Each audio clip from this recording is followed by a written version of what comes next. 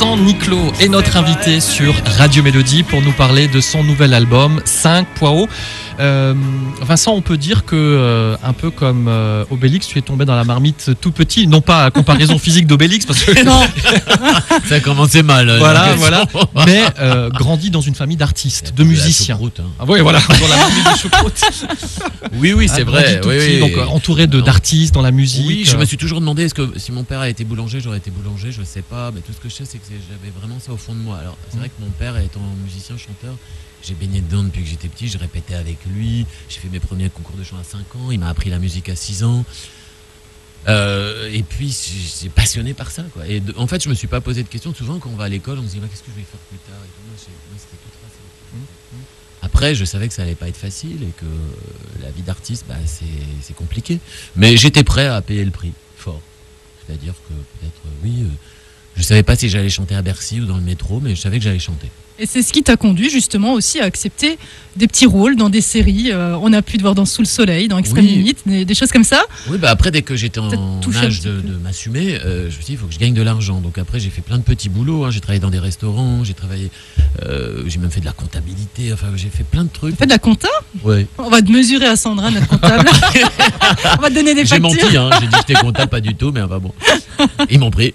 Et puis après, j'ai fait toutes sortes de castings. Parce que je me suis dit que les castings, ça me laisserait beaucoup de temps pour travailler ma voix. Et mon objectif, c'était vraiment la voix, travailler. Les cours de chant coûtent très cher et j'ai gagné facilement de l'argent, rapidement de l'argent avec des... Oui, j'ai travaillé des fois pour... Grâce à tes cheveux, tu as gagné de l'argent. Mes cheveux, on a découvert ça hors antenne. Pour les jeans aussi, je fais beaucoup de marques de jeans. Je faisais des défilés pour plein de marques. J'étais mannequin cabine, ce qu'on appelle mannequin cabine. J'étais dans une cabine, on me disait essayez ça. Oui. C'est vrai ? Ça existe, mais... Ça existe. Sébastien. Mais Nadia, il faut qu'on te sorte. Voilà. J'ai fait toutes sortes de choses pour payer les cours et puis ne pas vraiment déroger à la règle, c'est-à-dire ma voix. D'accord. Moi, la première fois que j'ai entendu parler de toi, Vincent, ici à la radio, c'est bien sûr avec l'album Opéra Rouge, c'était en 2012. Et ce grand succès avec le chœur de l'Armée Rouge, ce Améno. Alors moi, ça m'a chair de poule quand j'ai entendu cette chanson pour la première fois. Je crois que Kevin nous a préparé un petit extrait musical pour nous remémorer Améno. Améno, oh manare imperavi Améno, dimere mentirò. En quelques mots, est-ce que tu peux nous reparler de cette aventure et quel souvenir tu en gardes? Parce que je pense que ça devait être impressionnant de chanter avec ce chœur jusqu'à 50, 60 militaires là derrière toi, c'est impressionnant. Oui, il faut retracer vite fait l'histoire. C'est que j'avais fait Autant n'emporte le vent, qui était une comédie musicale qui avait bien marché. Suite à ça, je signe un album et puis mon album ne marche pas. Pour moi, c'est la grosse déception, évidemment. Et je me dis, si j'ai la chance d'en refaire un, il faut vraiment que ce soit un album qui me ressemble plus. Donc je dis de l'opéra. Sauf que quand j'en parle aux gens autour de moi, ils me disent que je suis un dingue. Et donc, il faut arriver à convaincre avec ça. Et je me dis que peut-être si je me fais aider par un chœur, il va y avoir une force supplémentaire. Et je me dis, pourquoi pas le plus grand au monde? Soyons fous. Et puis je contacte leur agent, avec l'équipe, on contacte, on envoie les maquettes. Moi, j'avais fait toutes les voix. Je savais exactement ce que je voulais. C'était déjà Améno, Carmina Burana et je lui envoie 3 titres comme ça, et il me rappelle dans l'heure. Il me dit, il faut qu'on se rencontre. Je dis, c'est pas vrai, tout ça. Donc, on se rencontre, et puis une semaine après, j'étais à Moscou. Donc, faut juste imaginer dans quel état d'esprit j'étais. Je me suis retrouvé à Moscou, et là, les chœurs de l'Armée Rouge avaient fait un show spécialement pour moi, dans un théâtre de l'armée. Waouh. Et et de là, mon rêve a commencé. C'est-à-dire que je me suis jamais réveillé depuis 4 ans de ça. Les choses se sont enchaînées tellement naturellement. Je suis allé de surprise en surprise, de rencontre en rencontre.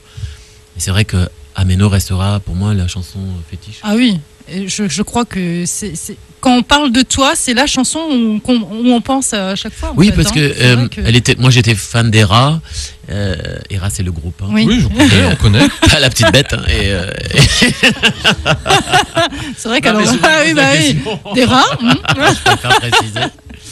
Et donc, Améno, j'avais adoré cette chanson. Je me suis dit qu'elle avait une dramaturgie.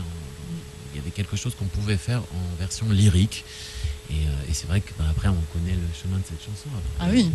L'aventure se poursuit un an après, notamment avec Céline Dion, Ouais. qui t'invite à faire sa première partie à Bercy. Alors j'y étais, donc je peux témoigner.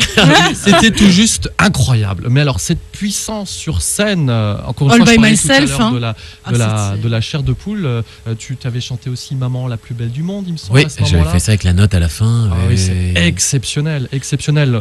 Un petit secret de coulisses là de ce concert de Céline Dion pour les fans. Pour resituer, donc Céline fait son grand retour 2012 avec un album. On me demande d'interpréter All by Myself devant elle dans une émission de télé. Moi, je me dis que je suis assez fou pour accepter. Et puis je le fais. Et puis ça a été un moment vraiment incroyable qui a boosté ma carrière parce que je crois que les gens qui ont regardé, on m'arrêtait le lendemain. Ma vie a changé de ce jour-là parce que s'était passé quelque chose dans la télé. Et puis moi, après j'entendais des bruits de couloir comme quoi avec son mari René, il pensait à moi pour sa première partie. Je voulais pas y croire parce que je voulais pas tomber de haut. Et puis un jour j'ai reçu un coup de téléphone, on me dit c'est toi qui fais la première partie. C'était quand même incroyable. Elle m'a invité à Las Vegas pour la voir. Et puis c'est vrai qu'on s'est parlé. Mon petit Vincent, je t'aimerais bien là pour la première partie à Bercy. C'est pas mal, mais vous n'avez pas les cheveux assez longs. Hein. Ah, j'enlève les lunettes. Tu chantes tellement bien là. C'est pas mal, hein, il fait pas mal. Non, c'est vrai qu'elle parle comme ça, mais elle est tellement sympa. Et puis elle Je t'aime tellement fort là. Ah oui, c'est ça. c'est, ouais. voilà. Et sauf que là, je commence à réaliser que je vais me trouver à Bercy, devant des gens qui viennent pas pour moi, 14 000 personnes tous les soirs. Ah, ça Juste fait avant impression, Céline ça, Dion, tout seul sur scène. Je dis, oh là là, ça commençait à faire beaucoup pour un seul être. Et puis elle m'a parlé, elle m'a dit, Vincent, des choses très basiques à la rigueur, mais qui m'ont énormément servi. C'est-à-dire, pense que c'est un moment que tu vas y penser toute ta vie et il ne faut pas que tu le rates et il faut que tu sois heureux de faire ça. Si tu rentres heureux sur scène, tu vas te libérer du stress et tu vas en donner au public. Et c'est tout bête, mais j'ai pensé à ça et finalement j'ai fait ça, mais presque de l'inconscience, naturellement. mais j'ai pas eu peur du tout. Et donc j'ai pu livrer tout ce que j'avais à livrer sur scène, parce que parfois par le stress on peut être limité. Et c'est vrai que ça s'est super bien passé. J'ai pas honte de dire que les gens se sont levés à Bercy pour une première partie. Et mon producteur m'a dit, écoute, j'ai jamais vu ça. Donc voilà, ça a été très bien reçu. Et c'était bien parce que du coup, je faisais honneur à Céline Dion aussi. Bah oui. Et puis son mari René est venu me voir et m'a dit... Je me suis pas trompé.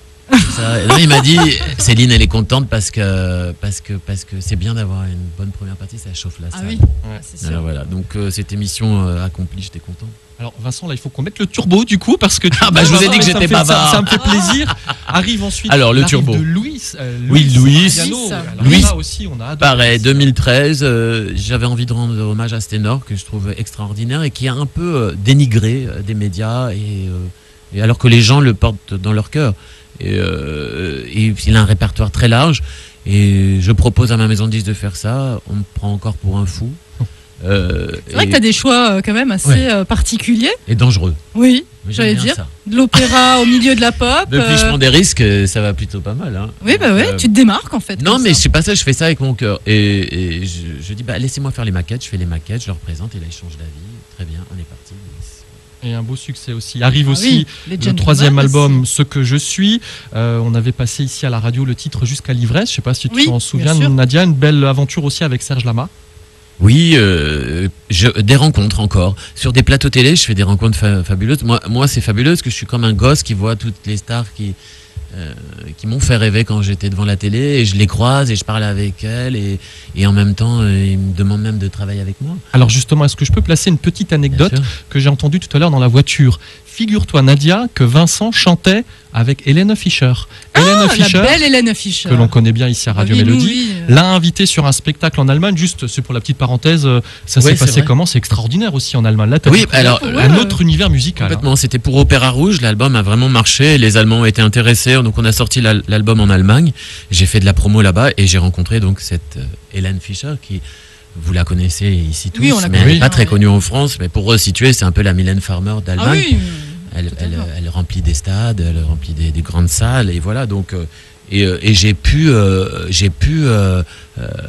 chanter avec elle dans une de ses émissions dans Hélène Fischer Ouais, Show. mais en plus, elle n'a pas du tout le même registre. Non mais ça musical, lui a hein, plu, ma c'est- version de Skyfall lui a plu. D'accord. Donc elle nous invitait avec les chœurs et on a fait Skyfall avec les chœurs dans son émission qui était gigantesque. magnifique, c'était un très beau souvenir. Très bien, moi ce que je vous propose c'est qu'on fasse une courte pause histoire qu'on prenne un peu d'eau et on continue cette aventure avec Vincent Niclot qui sort son nouvel album, comme on disait à l'époque chez tous les bons disquaires. 5.0, j'aimerais que tu nous parles aussi de cette aventure, l'écriture avec Lionel Florence, le travail avec Pascal Obispo. On se retrouve juste après ça.